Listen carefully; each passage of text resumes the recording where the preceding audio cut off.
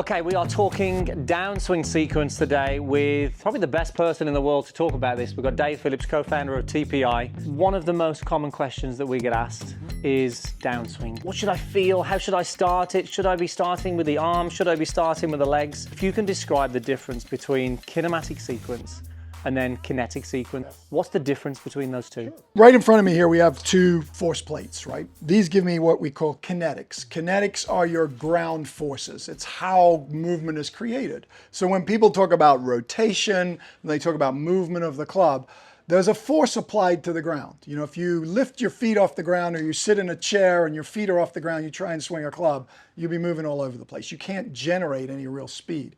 But when we apply a force into the ground, Newton's law says it's equal and opposite. So the more I push, the more the ground pushes back, and that creates a movement pattern, right? So think of kinetics about how I'm using force to create movement, right? Yeah. And there's a sequence to that. And think of kinematics as 3D motion capture. So you'll see these cameras, I think we have 16 in this room. We put some markers on you and we're able to look at how the body is moving in relation to the ground force, right? So here's how you're pushing and where you're pushing, and here's what's happening. So in the downswing sequence, when you look at good players, if we're looking at kinematics, which is 3D, basically what you see is everybody basically gets to the top of that backswing. And then think of it as a 4-horse race. The lower body is the first horse, and it gets to the gate, and the gate goes off, and the doors open at the racetrack, and the lower body comes out first. So the lower body, that little movement, that little push back goes first. It's not some huge move. It's a lot smaller than you realize, and it happens much quicker. But the first horse that comes out is the lower body horse, right? Followed by the second horse, which we call the trunk. And that starts to turn, right? And then the lead arm starts to go, and then finally the club. So there's this 4-horse race, which is, you'll hear a lot of times, they have great sequence. You can't see sequence on video. It's not possible. That's what you think you're seeing. And you can guess, but it's just a guess. You really need high-speed cameras and the ability to track motion to be able to look at the kinematic sequence. But what we see in the best players in the world is we see that lower body start first, then there's a force applied, it starts to slow and it transfers the energy to the next segment, transfers the energy to the next segment, and hopefully it delivers the club as the 4th segment. Yeah. When the sequence is off, we can get all kinds of things happen. So if, for instance, I get to the top of that race, right, I'm in the gate, and instead of the lower body going first, the trunk decides, oh, screw you, I'm going first, and it goes. Well, now all of a sudden it kills the lower body. And the lower body's like, well, I can't even catch up. It's destroyed me. It's almost like it's pulled me out of the way. And now the club is steep because I'm twisting. And now I'm maybe like someone that hits it over the top. They're usually upper body's going first, and that creates this steepness, and then all kinds of things can happen coming down. So there's a specific sequence of motion. And that's why when you look at great players, we often say, wow, they swing so slow, but they hit it so far. It's so effortless. The movement looks effortless, isn't it? That's right. But it's the transfer from the ground up through to the club. And this happens in every sporting motion. If you look at a sprinter coming out of the blocks, you look at a good runner, I mean, we've all driven down the road and you see that person with the leg kicking out, you're like, you shouldn't be running. That's Pierce, by the way. And then you see that person that's just, everything is just, that's a kinematic sequence, the way they're using their body. So every sport, every motion, you could study that. In fact, they use these systems on the horses today, and they use them on all kinds of athletes. We have a baseball lab there. We look at NFL quarterbacks, MLB. We're looking at that same kind of sequence, and it nearly always happens the same in a rotary type sport. And is that influencing more efficiency of how they transfer the energy to the golf ball? Yes, so that's a good question. So it makes that smoothness happen. Right? It's just like everything, it looks so slow, but because the sequence is so well put together and the slowing down and speeding up of segments occurs so effortlessly, boom, you get that crack of the whip at the end. It's just like the crack of the whip instead of the movement of the whip, right? So that's kinematics. That's the movement of the body. Kinetics is how we're pushing against the ground. And what we see with Kinetics and force is, again, there's a sequence to that the best players have. And it can explain why they hit certain shots and why some players prefer a fade to a draw. Or, you might live on that half of the golf course and someone else may live on that half, and they may be perfectly good. So the way to think about that is in kinetics, the way we're pushing, starting the downswing, is we always see this little bit of lateral. And that's usually as they're going, that's the horse coming out of the gate, right? That's that racehorse, but it's also kinetics. They've moved, they've applied force into the ground first. That's what the best do. Now, when they do that, there's equal and opposite. There's a break that happens, and that break tends to create this tilt. So now we get side bend. And what side bend does is it shallows the club. And then once the club is down in front of us, we need to deliver it to the ball. So then we have what we call horizontal torque or rotation, right? Which brings the club out in front of us. And then to get rid of these angles that we've created, vertical force allows me to deliver those angles into the back of the ball. And there's a very common sequence we see with the best. And it happens way earlier than people think.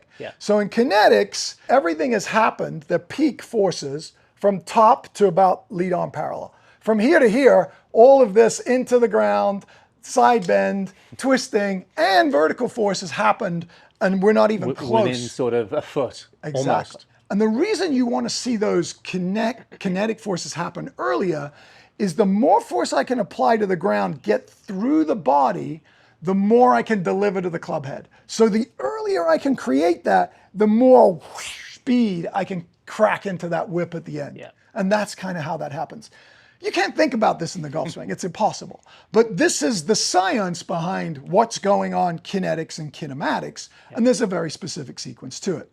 Now, I said earlier about kinetics, there's this slight lateral. It's usually happening as the lead arm gets parallel to the ground.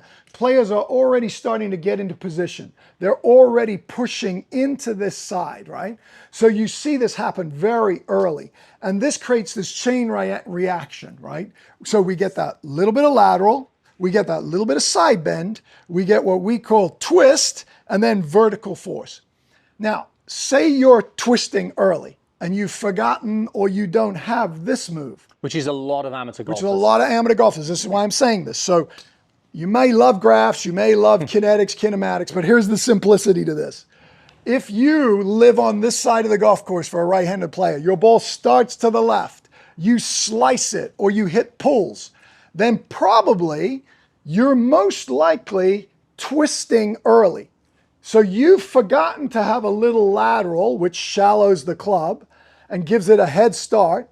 You're just, hey, I'm going to kill this thing, and you start twisting. And that gets the club steepening.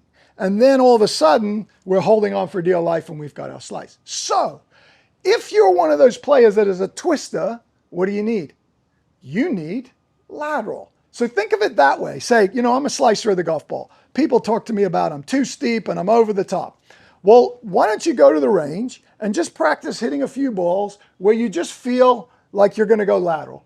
Because guess what? You're still going to twist, but I need to add some lateral. And I don't think you have to think about the others. I just think you need a better head start with lateral and see what happens, because I think you'll be shocked at what happens. The great thing that you guys always say, you say, look, force precedes motion. Yes. And for somebody who's a twister or an early rotator, there's a certain force being applied in the ground, There is. which is more of a, let's say, a push back with the right and a push forward with the left. Exactly. So if they need to create a little bit more lateral, the force that they need to go that way is more of a pushing.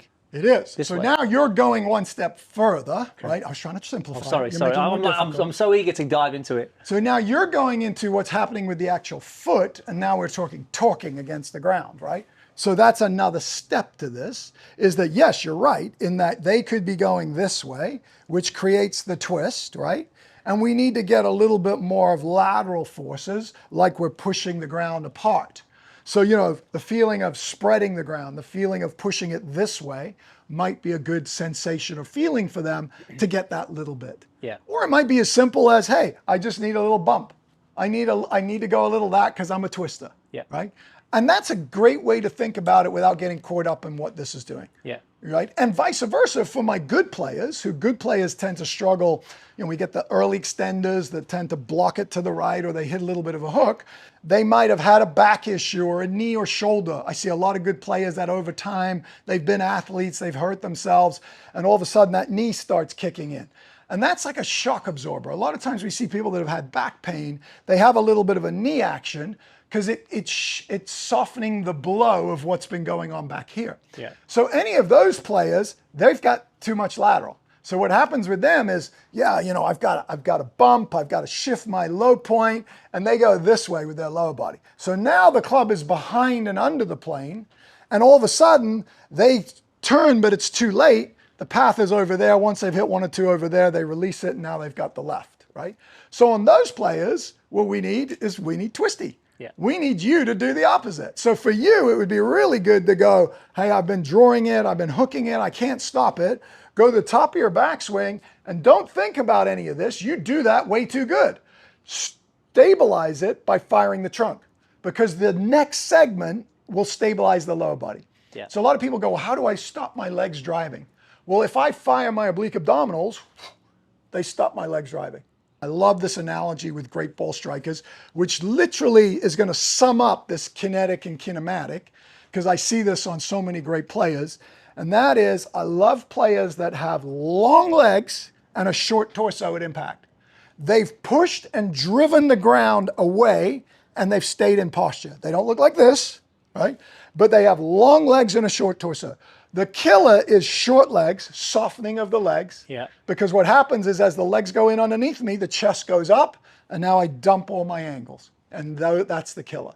Watch them at impact. Boom, they look like this. And they're maintaining this angle forward basically here. Yes. in their posture, yeah. They look like this with an iron, and they kind of look a little bit back like this with the wood, but their legs have pushed early and they're long. When it comes to the kinetic sequence, you're saying that as we shift, we create this tilt which shallows the club. Yep. Is there any danger in what you see from that? When you see people almost trying to manipulate the club into this, Yes.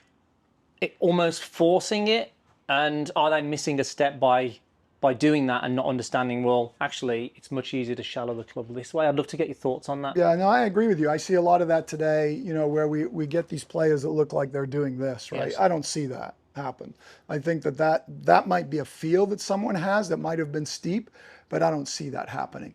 And then I don't see all of this kind of rotation and holding angle and stuff like that. Good players that I see tend to keep the club more in front of them, not too deep behind them. There are good players that live back here, but the really good ball strikers that have good kinetics and kinematics, they tend to keep that club more away in front. You don't see it. I mean, sometimes you get over rotators and they get it back.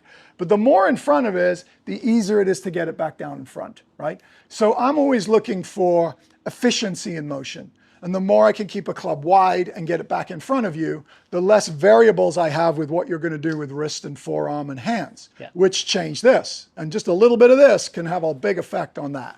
The message for you guys when it comes to downswing sequence, I think it's a very simple message. Understand what your tendencies are, which side you play on, and do you need to add a little bit of this, or do you need to add actually a little bit of this, and just see, you know, have a go and see what it does for you. Ultimately for you is, if you live over here, then play it when you're playing golf, work to minimize it if that's who you are, you know, or you can decide to change it. But an overhaul is a lot more time and effort than a tweak. Yeah. Make sure you also follow these guys over on YouTube. They're putting some incredible stuff out. And don't forget to check out my video where these guys put me through the whole physical screen and identify really what my sequence was like. And I'm still working at it. So a follow-up to come. Thanks, guys. We'll see you soon.